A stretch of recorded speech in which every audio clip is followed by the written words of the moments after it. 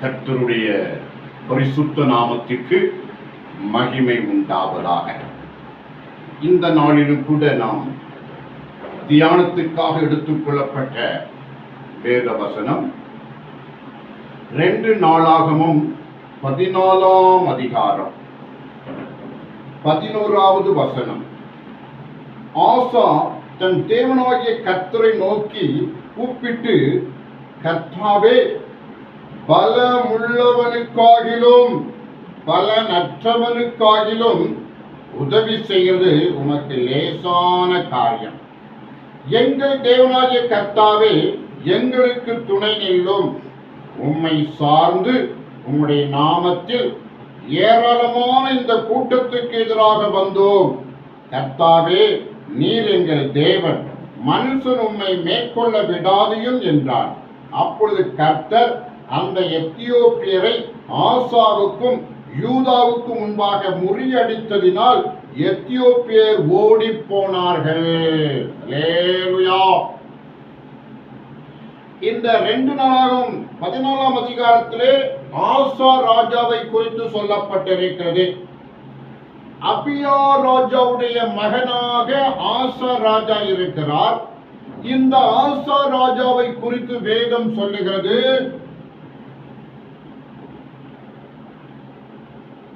இவருடைய நாட்களில் தேசம் 10 வருஷம் மட்டும் அமெரிக்கையா இருந்தது. ஆசா தன் தேவனாகிய கர்த்தரின் பார்வைக்கு நன்மையும் செம்மையுமானதை செய்தான். ஆசாவை குறித்து வேதம் சொல்லுகிறது, கர்த்தரின் பார்வைக்கு நன்மையும் செம்மையுமானதை இவன் செய்தான். அல்லேலூயா. எத்தனையோ இஸ்ரவேல் தேசத்தில் ராஜாக்கள் இருந்தார்கள். இஸ்ரவேல் நாடு என்று யூதா நாடு என்று பிரிந்தபோது 2 பக்கத்திலும் ராஜாக்கள் காலாகாலத்தில் வந்து கொண்டிருந்தார்கள். அதுல ஆண்டவருக்கு பிரியமா இருந்தவர்கள் கொஞ்சம் பேர் தான். அந்த கொஞ்சம் பேர்ல ஒருத்தன் தான் இந்த ஆசா ராஜா. இவன் தேசத்தை ஆளுகிற பொழுது 10 வருஷம் இவன் தேசம் அமெரிக்கையா இருந்தது. அமர்க்களமா இருந்தது. தேசத்துல சந்தோஷம், சமாதான, மகிழ்ச்சி, எக்கால சத்தம், ஜனங்கள் சந்தோஷத்தோடு 10 வருஷம் வாழ்ந்தார்கள். இவன் கர்த்தருடைய பார்வைக்கு நன்மையும் செம்மையுமானதை செய்து வந்தான். அந்நிய தேவர்களின் பலிபீடங்களையும் மேடைகளையும் அகற்றி, சிலைகளை உடைத்து, விக்கிரத்தோப்புகளை வெட்டி, தங்கள் பிதாக்களின் தேவனாகிய கர்த்தரை தேடவும் நியாயப்பிரமாணத்தின்படியும் கற்பனையின்படியும் செய்யவும் யூதாவுக்கு கற்பித்து, யூதாவுடைய எல்லா பட்டணங்களிலிருந்து மேடைகளையும் விக்கிரங்களையும் அகற்றினான்.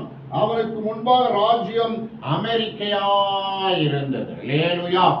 அப்ப ராஜா கர்த்தருக்கு பிரியமா இருந்தபடினாலே தேசத்தின் ஜனங்கள் அமெரிக்கையாயிருந்தார்கள். அமர்க்களமாக வாழ்ந்தார்கள். அல்லேலூயா. அட்டகாசமாக வாழ்ந்தார்கள். சந்தோஷமாக இருந்தார்கள். உற்சாகமாக இருந்தார்கள்.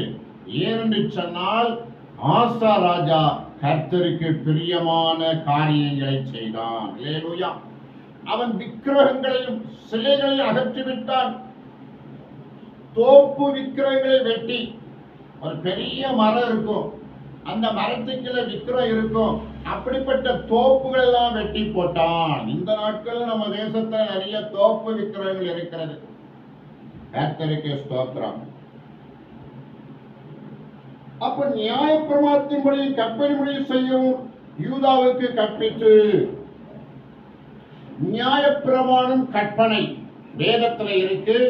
பழைய ஏற்பாடு காலத்திலே ஆதியாகமும், யாத்ராகமும், எண்ணாகமும், லேவியராகவும், உபாகமும், இப்படிப்பட்டதான வேத வசனங்கள் 5 ஆகமும் இருக்கிறது. அதுல சட்ட திட்டத்தை ஆண்டவராய் இயேசு கிறிஸ்து பரலோக தேவன் மோசேக்கு கற்பித்து, அல்லேலூயா, மோசேக்கு கற்பித்து வைத்திருக்கிற எல்லா காரியத்தையும் ஜனங்களுக்கு கற்றுக் கொடுத்தான். அப்ப கற்றுக் கொடுப்பது ரொம்ப முக்கியம். அல்லேலூயா. ஜனங்களுக்கு கற்றுக் கொடுக்க வேண்டும்.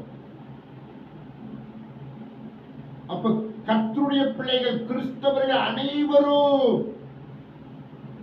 ஊழியர்கள், விசுவாசிகள் அனைவரும் நாம் இந்திய தேச மக்களுக்கு கற்றுக் கொடுக்க அழைக்கப்பட்டிருக்கிறோம். கற்றுக் கொடுக்கிறோம். நாமும் கற்றுக்கொண்டு மற்றவர்களும் கற்றுக் கொடுக்க வேண்டும். கடந்த நாட்கள்ல பேப்பர்ல பார்த்தோம், நேற்றைய தினத்துல கஞ்சா செடியை வளர்த்த எட்வின் என்ற ஒரு மனிதன், ஒரு கிறிஸ்தவ பெயர் தாங்கி, அவர் என்ன பண்ணியிருக்காருன்னா கஞ்சா செடியை வளர்த்து அதை மற்றவருக்கு சேல்ஸ் பண்ணி இருக்கிறார். காரணம் என்ன? அவருக்கு வேலை இல்லை. அவர் கள்ள சம்பாத்தியம் பண்ணுவதற்கு அந்த மனிதர் ஒரு கிறிஸ்தவ பேர் தாங்கி, இப்படிப்பட்ட பேர் தாங்கிகளை இல்லாதபடிக்கு கர்த்தர் மாற்ற வேண்டும். இல்ல மனம் திரும்பி தேவனுடைய மந்தையில் ஐக்கியப்பட வேண்டும். இந்த தேச ஜனங்களுக்கு கற்றுக் கொடுக்க வேண்டும். நன்மையான காரியத்தை கற்றுக் கொடுக்க வேண்டும். கொள்ளாத காரியத்தை வெறுக்கும்படியா அந்த ஜனங்களுக்கு கற்றுக் கொடுக்க வேண்டும். அப்போ கிறிஸ்துவை அறிந்த கிறிஸ்தவர்கள் முழுவதும் உண்மை உத்தமாய் இருக்க வேண்டும். அல்லேலூயா. கிறிஸ்தவர் அனைவரும் இந்த பொறுப்பை எடுக்க வேண்டும். அந்த நாட்டில் ஆசா ராஜா ஜனங்களுக்கு கற்றுக் கொடுத்ததுனால அந்த விக்கிரகத்தோப்பு மற்ற காரணம் எடுத்து போட்டு கர்த்தருக்கு பிரியமா இருந்தார். அவனுடைய காலத்துல ஜனங்கள் அமெரிக்கையா இருந்தார்கள். 10 வருஷம் அப்படி இருந்தார்கள். அதுக்கப்புறம் ஒரு பிரச்சனை வந்தது. அல்லேலூயா. கர்த்தர் அவனுக்கு இளைப்பாறலை கட்டளையிட்டதினால் அந்த வருஷங்களில் அவனுக்கு விரோதமாக யுத்தம் இல்லாதிருந்தது. தேசம் அமெரிக்கா இருந்தபடியினால் யூதாவில் அரணான பட்டைகளை கட்டினான். தேசம் அமெரிக்கா இருந்தனால நல்ல காலத்துல செய்ய வேண்டிய கடமைகளை செய்தான்.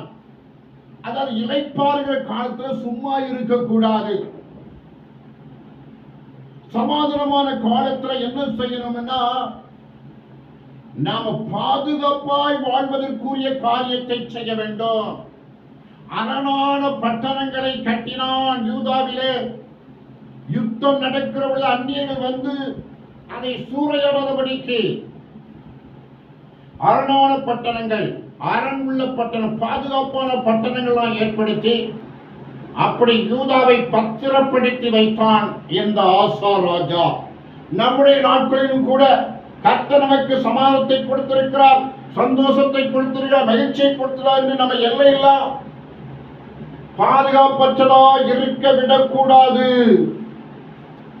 பாதுகாப்புள்ளதாய் மாற்ற வேண்டும். கர்த்தருடைய பிரமாணங்கள், நியாயங்கள் எல்லாம் கற்றுக் கொடுத்து நம்முடைய தேசம் நல்ல வளர்ச்சியிலே ஆசீர்வாதத்துக்கு நேராக கடந்து செல்ல வேண்டும். ஆசீர்வாதமான நாட்களை நாம் பாதுகாப்பான நாட்களாக மாற்ற வேண்டும். அல்லேலூயா. அதுக்கப்புறம் நடந்த சம்பவத்தை பார்க்கிறோம். ஆசாவின் நாட்களிலே யூதாவிலே பரிசையும் ஈட்டியும் பிடிக்கிற 3 லட்சம் பேரும், பென்யமீனிலே கேடகம் பிடித்து வில்லை நாணற்றுகிற 2,80,000 பேருமான சேனை ஆசாவுக்கு இருந்தது. அப்போ 3 லட்சம் பேரு, அடுத்தது 2,80,000 பேரு. அப்ப யூதாவிலே, பென்யமீனிலே, இப்ப யூதா கோத்திரம், பென்யமின் கோத்திரம் 2 சேர்ந்த ஒரு கோத்திரம் ஆகிவிட்டது. தாவீது காலத்திலே எதிரும் புதிருமாக இருந்த கோத்திரம். யூதா கோத்திரக்கும் பென்யமின் கோத்திரத்துக்கு எப்பொழுது சண்டை நடந்து கொண்டிருந்த காலகட்டம் மாறி பென்யமின் மனுஷர்கள் யூதாவோடு சேர்ந்து வாழ்ந்தார்கள். ஆக மொத்தம் 5,80,000 படை வீரர்களை கொண்டவர்களாய் இருந்தார்கள். அவர்களுக்கு விரோதமாக எத்தியோப்பியனாகிய சேரா 10 லட்சம் பேர்கள் சேர்ந்த சேனையோடு 300 ரதங்களோடு புறப்பட்டு மரேசா மட்டும் வந்தார். அல்லேலூயா. சேராங்கிற எத்தியோப்பிய ராஜா 10 லட்சம் படை வீரர்கள், 300 ரதங்கள். இஸ்ரேல் நாடு எங்கே இருக்கிறது? எத்தியோப்பிய நாடு எங்கே இருக்கிறது? எத்தியோப்பிய நாடு, இஸ்ரேல் நாடு இஸ்ரேலுக்கு மேற்கே எகிப்து இருக்கிறது. எகிப்து கீழே தீபோச்சிடி என்ற ஒரு தேசம் இருக்கிறது. அதற்கு கீழே சோமாலியா இருக்கிறது, கென்யா இருக்கிறது. அந்த சைடுல தான் எத்தியோப்பியா தேசம் இருக்கு. இங்க இருந்து படையெடுத்து அவர் அப்ப நிறைய ராஜ்யங்களை வெற்றி கொண்டு நிறைய பொண்ணும் பொருளும் ஆடு மாடுகளை எல்லாத்தையும் திரட்டிட்டு யூதா தேசத்தை வெற்றி கொள்ள வேண்டும் என்று சொல்லி அவன் வருகிறான். சேரா அப்படி வருகிற பொழுது யூதாவின் ராஜாவாகிய ஆசா தன்னுடைய ஜனத்துக்கு போதித்தது மாத்திரமில்லை, தேவனிடத்தில் ஒரு விண்ணப்பம் பண்ணுகிறார். அந்த விண்ணப்பத்தை பார்க்கிறோம். அப்பொழுது ஆசா அவருக்கு எதிராக புறப்பட்டான். மரேசாவுக்கு அடுத்த செப்பத்தா என்னும் பள்ளத்தாக்கி யுத்தத்துக்கு அணிவித்து நின்றார்கள். ஆசா தன் தேவனாகிய கர்த்தரை நோக்கி கூப்பிட்டு, கர்த்தாவே, பலமுள்ளவனுக்காயிலும் பலனற்றவனுக்காயிலும் உதவி செய்வதற்கு லேசான காரியம். அல்லேலூயா. பலமுள்ளவனுக்கும் கர்த்தர் உதவி செய்கிறார், பலனற்றவனுக்கும் கர்த்தர் உதவி செய்கிறார். அவளை பார்த்து சொன்னார், உன் பலவீனத்திலே என் பலன் பூரணமாயிருக்கும். அப்ப பலமுள்ளவனுக்கும் கர்த்தர் உதவி செய்ய முடியும், பலனற்றவனுக்கும் கர்த்தர் உதவி செய்ய முடியும். குதிரைகள் யுத்த நாளுக்காக ஆயத்தப்படும், ஜெயமோ கர்த்தரால் வரும். அப்போ கர்த்தர் யாருக்கு உதவி செய்கிறாரோ, யார் பக்கத்தில் கர்த்தர் இருக்கிறாரோ அவர்களுக்குத்தான் வெற்றி என்பதிலே ஆசா உறுதியாக இருந்தான். உறுதியான நம்பிக்கை ஆண்டவர் மேல வைத்திருந்தான். எதிரே 10 லட்சம் ஜனங்கள் 300 ரதங்களோடு கூட யுத்தத்துக்கு வந்திருக்கிறார்கள். நெடியவர்களும் பலத்தவர்களும் கருப்பு மக்களுமான அந்த எத்தியோப்பியர்கள் படையெடுத்து வந்திருக்கிறார்கள். அல்லேலூயா. அந்த நேரத்துல ஆசா தன் தேவனுக்குள்ளாக தன்னை திடப்படுத்தி ஒரு ஜெபத்தை போடுகிறான். அல்லேலூயா.